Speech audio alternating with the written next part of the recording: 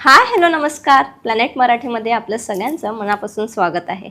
पर्यावरण संवर्धन आणि MPSC स्टुडंटचा संघर्ष एका चित्रपटाच्या माध्यमातून आपल्या सगळ्यांसमोर येणार आहे आणि तो चित्रपट आहे आउट ऑफ सिलेबस. आणि आउट ऑफ सिलेबस चित्रपटाच्या निमित्ताने त्या चित्रपटातील कलाकार माझ्यासोबत आहेत. सगळ्यात आधी तुमचं खूप खूप स्वागत आहे. कसे आहात? खूप छान, मस्त. आउट ऑफ सिलेबस हा चित्रपट 3 जुलै रोजी प्रदर्शित होणार आहे.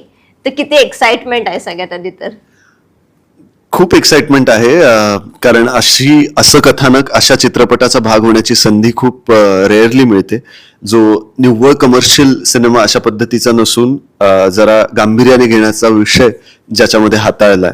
आणि आत्ताची परिस्थिती पाहता, म्हणजे जून महिना आहे आणि इतकं ऊन आहे बाहेर की अवस्था खराब होते. आणि थ्रू आउट महाराष्ट्र किंवा भारत किंवा संपूर्ण पृथ्वीवर असं म्हणायला हरकत नाही की आता जी भीती भेडसावतीये किंवा जे संकट भेडसावतंय त्यामध्ये ग्लोबल वॉर्मिंग हे आहेच. आणि त्यात आपण आधुनिकीकरणाच्या नावाखाली जे वृक्षतोड करत चाललो आहोत, त्या गोष्टीची खरं तर दरदरून घाम फुटावा अशी भीती वाटते. आणि तसाच काहीसा एक वॉर्निंग देणारा सिनेमा, खूप मजेमध्ये जो सुरू होतो आणि एका गांभीर्याने घेण्याच्या विषयाकडे जातो, असा हा सिनेमा आहे आउट ऑफ सिलेबस. सो हा करायला मिळतोय ह्या विचाराने सिनेमा करायला सुरुवात केली तेव्हापासून जी एक्साइटमेंट वाटते ती आता 3 जूनला रिलीज होतोय म्हणून अजून जास्त एक्साइटमेंट वाटते. तुझी काय एक्साइटमेंट आहे? पहिला चित्रपट आहे. खूप खूप एक्साइटमेंट आहे आणि माझ्यासाठी सगळं नवीन आहे. राईट फ्रॉम शूटिंग ते सेट ते प्रमोशन स्केड्यूल वगैरे, आणि खूप नर्वस पण आहे पण तेवढीच एक्साइटेड पण आहे.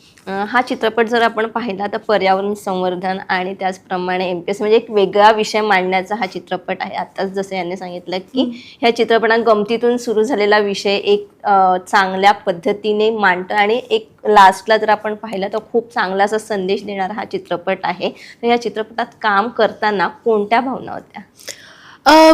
खूप म्हणजे भरून येतं अशा भावना, बिकॉज जे हा सिनेमा ज्या विषयांबद्दल बोलतो त्या विषयांबद्दल मी माझ्या पर्सनल लाईफमध्ये पण खूप ॲक्टिव्ह आणि खूप जास्त बोलते. आणि आय फील लाईक खूप इम्पॉर्टंट आहे हा विषय, बिकॉज खूप भारी मजा येते आणि नर्वसनेस पण आहे, तेवढीच एक्साइटमेंट पण आहे, कारण सगळंच नवीन आहे. शूटिंगपासून सेटपासून प्रमोशन स्केड्यूल कपडे सगळं काही नवीन आहे आणि खूप छान एक्सपिरियन्स राहिला. MPSCच्या विद्यार्थ्यांची खरं तर स्टोरी आहे. मी पुण्यामध्ये इंजिनिअरिंग केलंय, पण त्या दरम्यान ज्या पण वेळेला कोथरूड आणि इतर काही एरियाजमध्ये जिथे MPSC UPSCची मुलं ट्युशन्स अटेंड करतात, त्यांच्याकडे बघून असो किंवा माझा मामा स्वतः MPSC क्रॅक करून D.Ed करून मग MPSC क्रॅक करून मग तो चांगल्या पोस्टिंगला लागला आणि त्याची मित्र पण DYSP वगैरे झाली आहेत आणि जवळचे मित्र. सो आता त्यांना मी इतकं जवळून अभ्यास करताना जे एक प्रकारचं वेड त्यांचं मी पाहिलंय, कारण एका ठराविक सिलेबसमध्ये कधीच तिथे प्रश्न येत नाहीत. कुठलाही आउट ऑफ सिलेबस प्रश्न विचारला जाऊ शकतो ते क्रॅक करताना. आणि शिवाय आयुष्य पण असं आउट ऑफ सिलेबस खरं तर जास्त घडतं. आपण आपल्या एका सिलेबसमध्ये, एका चौकटीमध्ये, आपलं ठरलेलं रोजच्या रुटीनमध्ये इतके अडकलेलो असतो की ह्याच्या बाहेर खरं तर काय घडतंय, काय डोकावू पाहतंय, कुठलं संकट, ह्याचा आपल्याला विचार कधी कधी आलेलाच नसतो जोवर अगदीच खूप काही अंगावर आल्याशिवाय. सो असा काहीसा हा सिनेमा आहे ह्याबद्दलच्या अवेअरनेसचा. सो एक्साइटमेंट माझी ह्यामुळे पण होती, कारण मला ती प्रेरणा होती घरातूनच, म्हणजे मामाकडून, की MPSCची मुलं आणि कशा पद्धतीने, आणि अगदी गावखेड्यातून आलेली ही मुलं कशा पद्धतीने अनिकेतची मी भूमिका साकारतोय. आणि हा अनिकेत किती सारासार विचार करणारा मुलगा आहे. त्याची आई नाहीये, वडील आहेत त्याला, आणि मग एक मित्र, आणि त्यातला जी पोस्टिंग आली MPSC क्रॅक करून त्यावर स्टे आलाय. आणि मग आता तो मित्रांना पण प्रेरणा देऊ पाहतोय की बाबा ठीक आहे, माझा सत्कार वगैरे ठीक आहे करतायत गावामध्ये, पण माझ्या पोस्टिंगवर तर स्टे आलाय, पण तुम्ही शिका, तुम्ही अशा पद्धतीने करा अभ्यास आणि असं. मग त्यामध्ये त्याच्या आयुष्यामध्ये कल्पना पण येते, जी त्याला असं वाटतं की त्याच्या वडिलांनी मुलगी पाहायचा कार्यक्रम म्हणून बोलवलंय की काय. आणि हा फुल एक्साइटमेंट मध्ये की मला असं वाटतं की आता मी लग्न करावं नाही करावं ह्याबद्दल बोलायला लागतो. आणि त्यांचं म्हणणं होतं की अरे मुलगी दाखवायला नाही आणलंय, तुझ्याकडे शिकायला आणलंय तिला, जरा चांगल्या गोष्टी शिकव, MPSCची तयारी करायला लाव, आणि त्यानंतर खूप मजेत ती गोष्टी घेत असते आणि त्यानंतर तो तिला कसा सांगतो की अरे एमपीएससी म्हणजे साधीसुधी गोष्ट नाहीये, ह्या मुलांना आणि ह्या फील्डला तू साधं सुद्धा समजू नकोस. स्वतःला आणि गावाला आणि जगाला बदलण्याची ताकद ठेवतात ही मुलं. आणि सो अशा सगळ्या गोष्टी खूप गमतीशीर पद्धतीने मांडून त्यानंतर खूप सुंदर सुंदर गाणी आहेत आणि सगळी प्रत्येक गाणं वेगळ्या धाटणीचं आहे. आमचे दिग्दर्शक जे आहेत नवीनजी म्हणून जे तेलुगू भाषिक आहेत आणि सुगत वाघमारेजी जे आमचे निर्माते आहेत, अनिकेत कोरडेजी जे आमचे रायटर आहेत. सो ह्या सगळ्यांनी खूप अभ्यासपूर्वक हा चित्रपट बांधलाय आणि त्याचा आम्हाला भाग होता आलाय. So I am super excited. तू अनिकेत हे पात्र साकारलेस, एमपीएससी स्टुडंट दाखवलेला आहेस, तर या चित्रपटासाठी काय विशेष अशी तयारी केली होती का?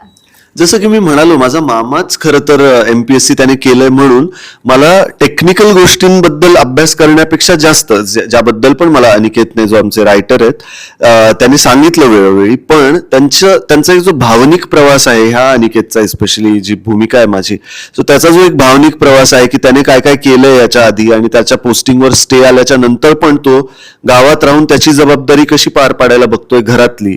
त्याचे वडील अगदी पुस्तकं विकायला निघतात आणि ते लाकडं तोडायला जात आहेत आणि असं, आणि त्या दरम्यान त्याला कळतं की अरे मोठ्या लेवलवर काहीतरी मोठं घडू पाहतंय ना, आपण आपल्या गोष्टींमध्येच गुरफटलो आहोत की आपल्याकडे 4 पैसे नाहीये, 2 टाइमचं खायला आहे नाही असं, आणि काहीतरी मोठं होऊ पाहतंय.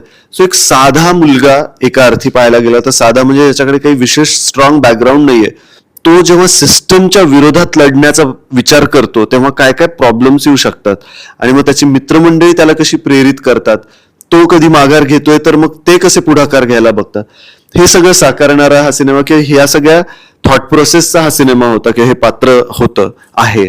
आणि त्यानुसार त्याची तयारी होत गेली आणि त्यानुसार ते सीन्स पण घडत गेले. खूप सारी तयारी केली. म्हणजे मी आहे अकोल्याची, तर आम्ही तिकडे वऱ्हाडी भाषाच बोलतात. पण मी पूर्ण साऊथ बॉम्बेमध्ये राहिली आहे आणि मी तिथेच राहते आता पण. तर माझी मराठी तर कच्ची आहेच, त्यात मला वऱ्हाडी बोलणं हे खूप चॅलेंजिंग होतं. तर आमचे जे रायटर आहेत अनिकेत कोरडे आणि अभिजित जे आमच्या बरोबर ऍक्टिंग करत आहेत, ते दोघं पण अकोल्याचेच आहेत आणि त्यांच्याबरोबर बसून छान गप्पा मारल्या आणि त्याच्यातच जी प्रॅक्टिस झाली लँग्वेजची. की आउट ऑफ सिलेबस हे जे टायटल आहे म्हणजेच पुस्तकांच्या पलीकडे, तर हा संदेश किती जवळचा वाटतो? खूप जवळचा वाटतो ह्या पण कारणामुळे, कारण जसं मी म्हणालो की आयुष्य हे ऍक्च्युली त्या सिलेबसमध्ये, त्या पुस्तकांमध्ये किंवा तेवढ्या पर्टिक्युलर चौकटीमध्येच नसतं, त्याच्या बाहेर जे घडतं ते आयुष्य आपल्याला खरंच शिकवतं खूप काही, आणि पावलोपावली तसे अनुभव येतच राहतात. सो हा विषय जवळचा आहेच. त्यामध्ये अनिकेत हे जे पात्र आहे त्याला एक ना आतमधून इन्स्टिंक्ट येत असतं की त्याच्याशी नेचर बोलतोय. म्हणजे तिथे काही कोकिळा असतात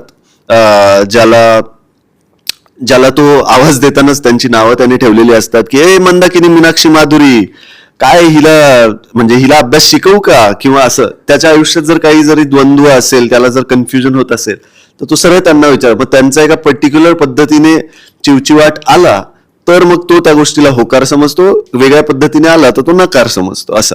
सो असा निसर्गाशी एकसंध असलेला हा मुलगा आहे आणि कुठे ना कुठे मी पण माझ्या आयुष्यात असं आतलं इन्स्टिंक्ट फॉलो करत आलोय आणि इथवर पोचतोय, अजून पुढेपर्यंत जाईनच होपफुली. पण ते इन्स्टिंक्ट माझ्यासाठी तो एक कॉमन फॅक्टर होता अनिकेत ऍज अ कॅरेक्टर मध्ये आणि माझ्यामध्ये अजिंक्य म्हणून. तर ते इन्स्टिंक्ट मी खूप फॉलो करतो की कधी कधी लॉजिकली असं कळत नाही की हे का, जसं की चांगला बजेट देऊन एखादा कोणी प्रोजेक्ट विचारतोय आणि एक चांगली कथानक घेऊन कोणी स्टोरी विचारतंय, त्यावेळेला घेण्याचा निर्णय लॉजिकली तर ऑफकोर्स जिथे जास्त पैसा मिळतोय ते करायला हवं आणि असा विचार येतो. पण मग कधी कधी आपलं इन्स्टिंक्ट ऐकून आपण एखादा प्रोजेक्ट करतोय. सो असे बरेच अनगिणत डिसिजन्स मी तसे घेत आलोय. सो ते एक साम्य आणि ती एक स्पेशल बाब आहे. आता जसं तू म्हणाला की बोलता बोलता की एक मंदाकिनी आणि ते मीनाक्षी तुझ्या माधुरी. लय मध्ये बोललास ते खूप छान वाटलं. तर चित्रपटामध्ये असा कोणता डायलॉग आहे का तुझा की जो प्रेक्षकांच्या मनामध्ये किंवा अनेक वर्षानंतर पण आपण बोलतो की अरे ह्या चित्रपटामधला ना हा डायलॉग खूप मला आवडला होता, लक्षात राहणारा? म्हणजे माझ्यासाठी इतर कोणत्या चित्रपटामधला नाही आपल्या ह्या चित्रपटामध्ये असा कोणता डायलॉग आहे का जो की जो लक्षात- प्रेक्षकांच्या लक्षात राहू? बापरे, बरेचसे तसे डायलॉग्स आहेत. आता प्रेक्षकांना किंवा काय आवडेल आवडणारा किंवा असा कोणता? कसे काही महापुरुषांबद्दल आणि ओव्हरऑल एमपीएससीच्या मुलांबद्दल किंवा एमपीएससी ह्या संहितेबद्दल मी जेव्हा सांगतो, हे लाईटली घेत असतात ह्या अभ्यासाला, ह्या अभ्यासक्रमाला, त्यावेळेला मी एक त्यांना असं जवळजवळ मोनोलॉग दिल्यासारखा देतो की एमपीएससी करणारी मुलं म्हणजे बेसिकली की त्यांना हलक्यात घेऊ नका, हे सिगरेटच्या धुव्यावर जवानी उडवणारी पोरं नाही आहेत ही, समथिंग लाईक दॅट, असा मी भला मोठा एक प्रकारे एक मोनोलॉगच बोलतो. तर तो मला असं वाटतं चांगला इम्पॅक्टफुल आहे, त्याच्याने बऱ्याच जणांच्या डोक्यात प्रकाश पडू शकतो. सिनेमा पाहताना एमपीएससीची मुलं एमपीएससी युपीएससी करणारी रिलेट पण करू शकतात. ह्या व्यतिरिक्त पण जो मुळात एक रॉनेस जो आहे, एक वऱ्हाडी भाषेचा आणि त्या जागेचा आणि आपल्या मराठी असण्याचा, तर तो खूप रिफ्लेक्ट होऊन तो खूप रिलेट होईल. सो तो लक्षात राहावा होपफुली. बाकी आता प्रेक्षकांकडून कळेल की त्यांना कुठली गोष्ट त्यांना लक्षात राहण्यासारखी वाटते. ओके, मला अद्वैला विचारायला आवडेल की ह्या चित्रपटामध्ये तुझं जे कॅरेक्टर आहे त्याची खासियत काय सांगशील, तुझ्या व्यक्तिरेखेची? कल्पना ही खूप हेडस्ट्रॉंग मुलगी आहे, म्हणजे तिला जसं पटतं तसंच असतं. आणि जसं तुम्ही टीजर जर बघितला असेल त्याच्यात पण ती म्हणते की आता तुम्ही काय माझ्या मागं उभे राहा की नका उभे राहू, जे मला करायचं ना आता ते मी एकटेच करेन.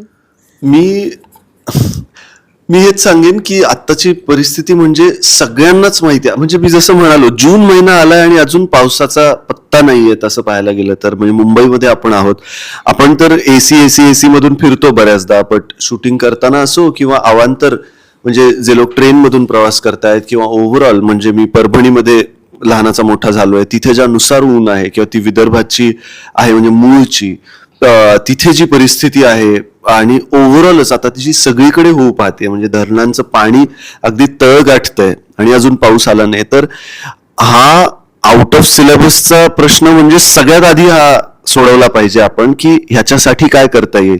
माझ्या डोक्याला तरी सुचणारं एक सोल्युशन हेही वाटतं की प्रत्येकाच्या नावाने एक झाड असलं पाहिजे आणि त्याने संगोपन करायचं, की ते नीट जगलं पाहिजे, ते नीट वाढलं पाहिजे. ह्याची एक काय म्हणता, एक जबाबदारीच घ्यायची. ते बाळ जन्माला आलं की त्याच्या नावाने एक चांगलं झाड जे खूप वर्ष जगेल असं लावायचं, आणि जेणेकरून करोडो लोक आहेत तर तशी करोडो झाडं पण आपल्याकडे येतील. आणि प्रत्येकाने एका झाडाची जबाबदारी जर घ्यायची असेल तर ती फार कठीण पण नसेल, की कारण आपण आपली रोजची कामं, रोजचं कॉम्पिटिशन, रोजचं सगळं सोडून पण अगदीच जंगल लावायला वगैरे जाऊ नाही शकत. पण जे लोक मोठ्या अथॉरिटीवर बसले, ते आधुनिकीकरणासाठी ज्यानुसार जंगल तोड करतायत, तर त्याचं कम्पेन्सेशन म्हणून आधी दुपटीने झाडं लावलेली पाहिजेत आणि मग ती तोडायला त्यांना अलाउड पाहिजे. प्रश्नच पुढचा तो होता की आधुनिकीकरणामुळे मोठ्या प्रमाणामध्ये वृक्षतोड होत आहे. अनेक ठिकाणी त्याला कुठेतरी बोलतायत देखील किंवा त्याला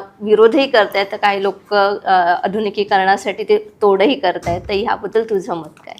मला असं वाटतं की कंप्लेन करणारे आपणच असतो की हा रस्ता नीट नाही, इथून कनेक्टिव्हिटी नाहीये, इथून अशी अवस्था आहे, काहीच इथे डेव्हलपमेंट नाहीये. आणि डेव्हलपमेंट करायची वेळ आल्यावर असं काही जर झालं जिथे वृक्षतोड होऊन किंवा काय, तर त्याबद्दल पण अर्थात आपल्याला कंप्लेन आहे, कारण ती कंप्लेन करण्यासारखी बाब आहेच.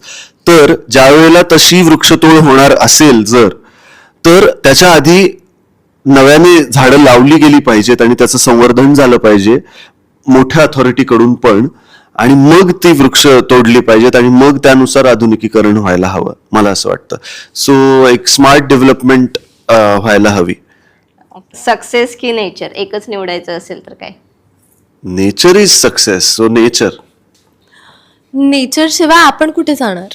नेचर सक्सेस घेऊन करायचं काय? उजाड अवस्थेत. ओके, आउट ऑफ सिलेबसचा संदेश एका शब्दात. पहिले तू घे. आउट ऑफ सिलेबसचं एका शब्दात 3 जुलै. जागे व्हा, खूप वेळ टाइम आलाय. ओके, MPSC ॲस्पिरंटसाठी एक मोटिवेशनल लाईन असेल तर काय असेल? बापरे, मोटिवेशनल लाईन म्हणजे मी तर हॅट्स ऑफ म्हणेन, कारण मी ते जवळून पाहिलंय.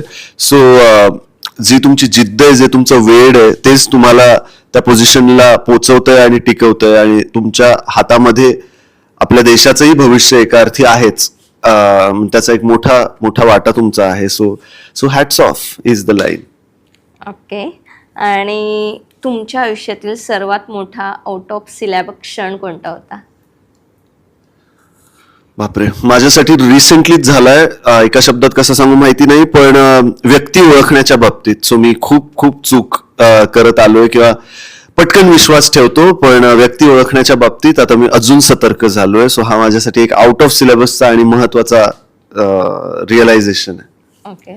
माझ्यासाठी आय थिंक ही मूवी करणंच हे खूप आउट ऑफ सिलेबसचं होतं, कारण मी डिझाईन स्टुडंट आहे, फॅशन डिझाईन हे शिकते, माझं कॉलेज पण चालू आहे, आणि मग ही मूवी करण्याची संधी मिळाली आणि ते डिसिजन घेऊन जी 2 वर्ष पहिले जी मुलगी होती ती आज इथे बसून इंटरव्ह्यू देते असं मी कधीच विचार नव्हता केला.